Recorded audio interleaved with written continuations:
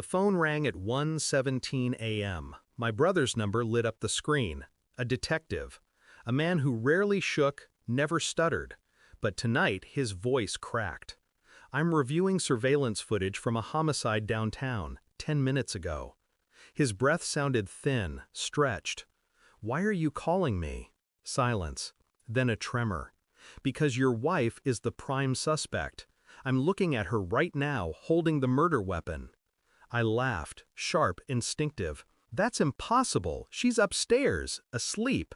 A pause. He lowered his voice. "Leave the house, now." My chest froze. The line went dead. I stared at the staircase. Every shadow stretched long across the floor. The house seemed too quiet, like the silence itself was waiting to fracture. I wanted to believe he was wrong, that the grainy footage was a trick of the light, that the woman in the video wasn't the same one lying in my bed. But something inside me shifted, something cold. I stood at the foot of the stairs, listening. No movement above, just the steady hum of the house. Her purse lay on the counter, the zipper open. I saw a smear of something dark near the seam. Not blood, lipstick. Too careless for her. She was meticulous about appearances, always polished, always precise. I told myself it meant nothing, but the unease spread. I checked the garage. Her car was still warm. She claimed she hadn't left all night, but the heat radiating off the hood whispered otherwise. When I crawled back into bed beside her, she stirred. Her breathing slowed into practiced sleep, a little too perfect. I turned my face to the ceiling and let the questions burrow in. Where had she gone? Why lie? Why was my brother so sure? The longer I listened to her measured breaths, the more I realized I didn't know who I was lying next to. The next days, I played my role. Husband, companion, silent observer. I watched her pour coffee, kiss my cheek, smile like nothing was cracked beneath the surface. But I tracked everything. Her phone left face down on the table. A late-night shower with clothes hidden at the bottom of the hamper. A perfume I'd never smelled before, clinging faintly to her hair. I said nothing. Words were weapons, and I wasn't ready to strike. Instead, I pulled threads. Quietly, methodically. I asked my brother for still frames from the footage. He resisted, then relented. The image was blurred, but the posture, the curve of the jaw, was unmistakable. I slipped a strand of her hair into an envelope and mailed it to a lab. DNA testing.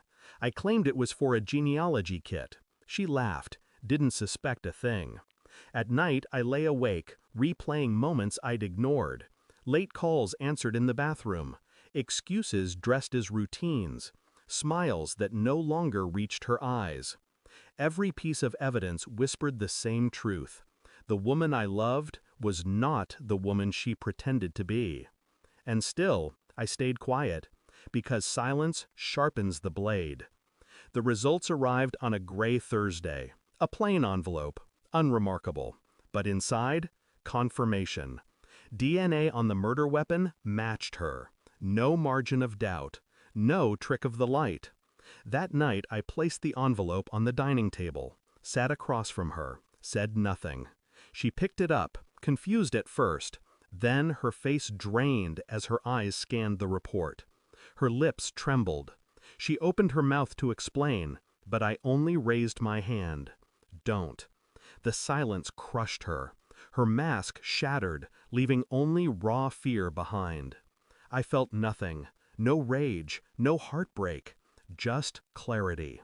I slid my phone across the table. A recording played. My brother's voice, steady now. She's on the tape, clear as day. Her hands shook. "You don't understand." "I understand perfectly." My voice was ice. I stood, walked past her, and opened the front door. "The police will be here in 10 minutes. I made sure they got the evidence first. Her breath hitched. She reached for me, desperation raw. "Please don't do this." I looked at her one final time, a stranger in my wife's skin. "You already did this.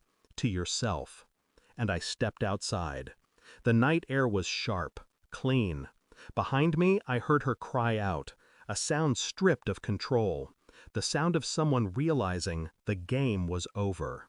I didn't turn back, not once. There was no pity left in me, no anger either, just the quiet satisfaction of truth exposed, deception burned to ash. Some betrayals don't deserve rage. They deserve silence. And silence was all I gave her. Because the moment I closed that door, she ceased to exist. I didn't lose a wife that night. I buried an illusion. Thanks for watching. Don't forget to like, share, and comment. Subscribe now to Cheating Stories Insight World for more amazing stories.